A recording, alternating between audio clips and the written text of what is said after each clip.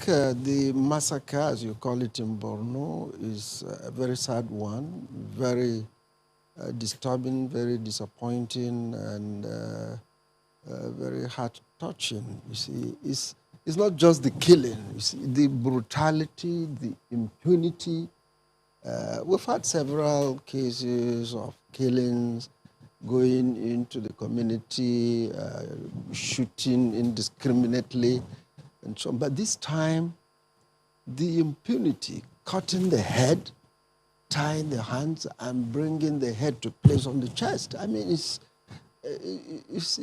terrible. In fact, I couldn't bear watching the various corpses as they're being shown over the social media.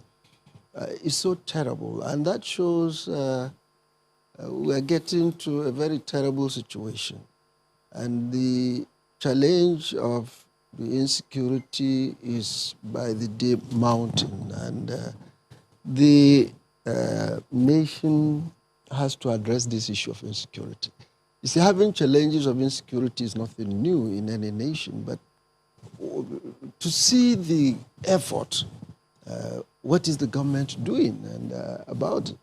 We know there are a lot of challenges within the security services.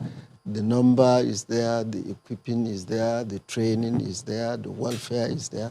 All of these things need to be addressed because they are key to the issue of security, the issue of intelligence. You know, 90% of security relies on information, intelligence gathering. That seems to be failing.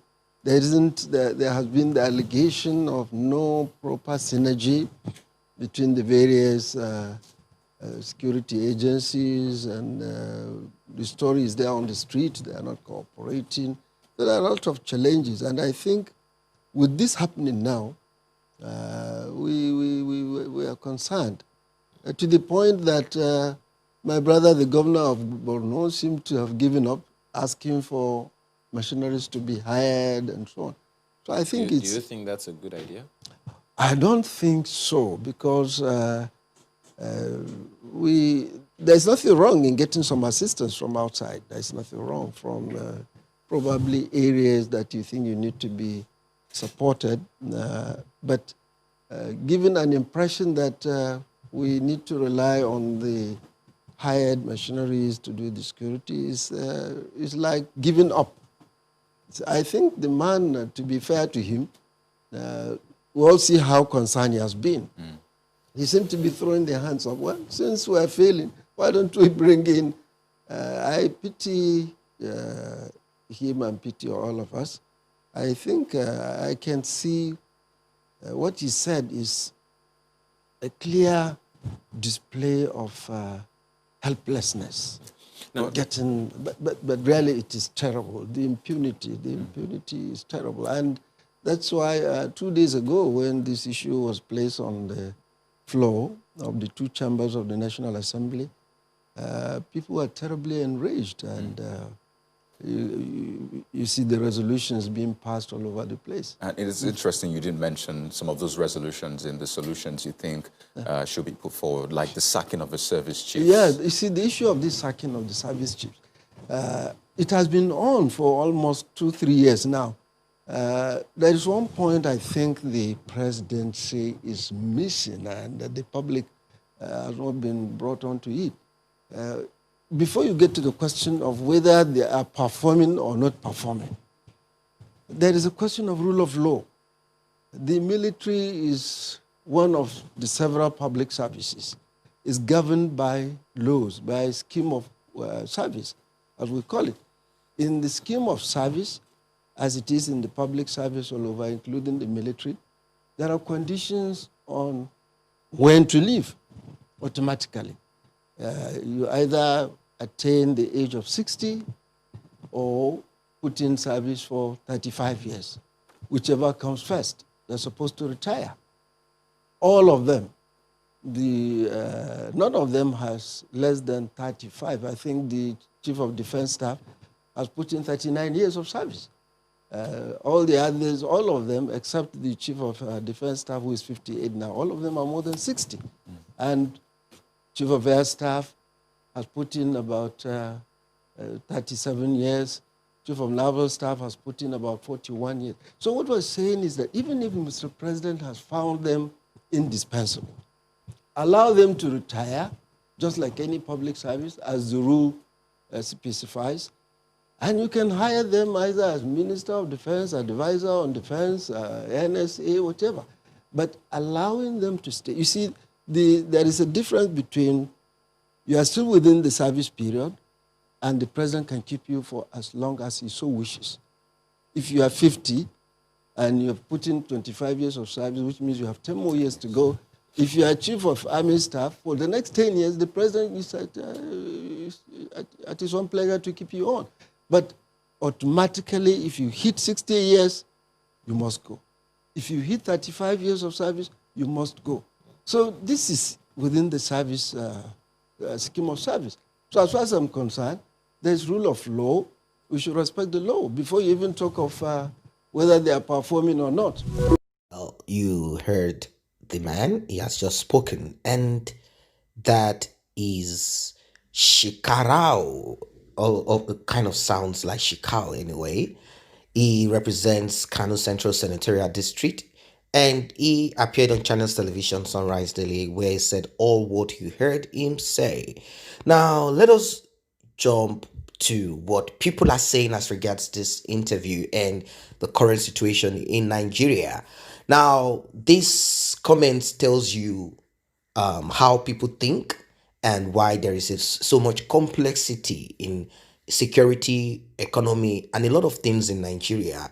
I mean, it's as a result of the way people think, the way people have allowed themselves to think, what has become the norms, what has become acceptable. All of these things together are what shapes, and that's just what it is about Nigeria. That is what the results are, the way you think, what you have accepted, and how people have allowed themselves to sink or to rise. Someone said Buhari is constitutionally elected by Nigerians to govern the country. If anyone has misgivings, he or she should approach the National Assembly for recourse. Disrespect of precedent is wrong and should not be tolerated. And I want to say Buhari is hiding something with the service chiefs. Another person said they cannot be sacked till they finish their contract of protecting fake Buhari. Every politician know about this. And another person said Northerners think they know politics more, but this Buhari own is a hook on his neck. Another person said you are on point. You just raised what so many commentators have failed to see. Unfortunately, though, Nigeria does not obey any law except for those that should sit. Nothing happened in Borno. It's just social media and Facebook of 18. This is fake news, said somebody.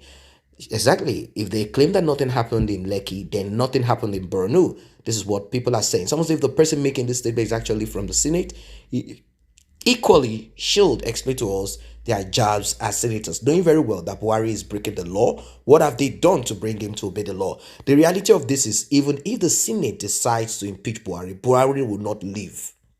That's what you need to understand. We have a kind of democratic face, but the core of it is dictatorial. That's what it is.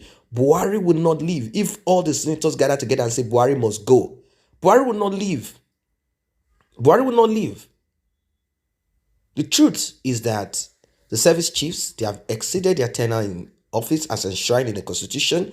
And aside this group of people, all of them lack the will to do anything.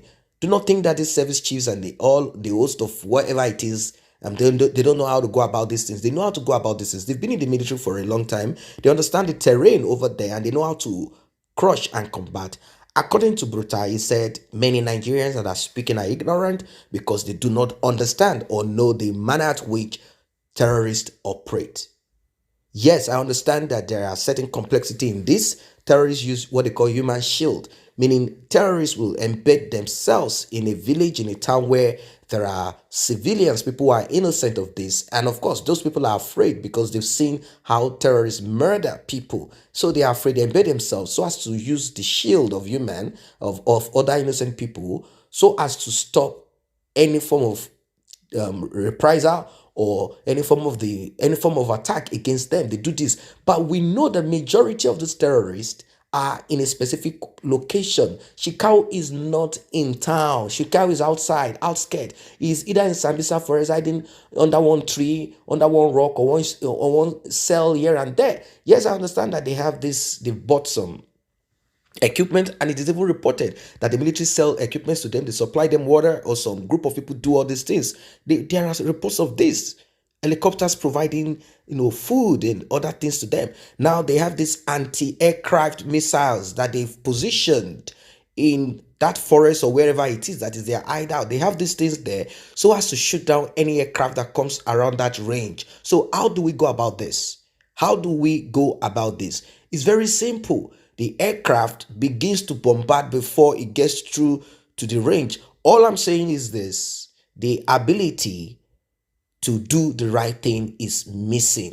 They are not ready to do this. They are all making money from this allocation from the federal government to buy weapons and ammunition, and they make money from the bandits. They make money from the kidnapping and negotiation. This is how these things are done. So it's no longer Boko Haram, it is called Boko business, and that is what it is. So Shekau, he has raised his own point, and he should have gone to do that at the floor of the Senate and make sure that they impeach or they demand by force. Well, I also listened to some of the senators. They are helpless. That is why I said whatever they say does not pass. Buhari cares less about what they say. He doesn't obey the rule of law. He cares about nothing about anything. They said they have sent about 2-3 recommendations to the executive, that is to the presidency, to Buhari himself and the service chief and the rest of the goons there, but they are flagrantly disobeyed and cared less about it.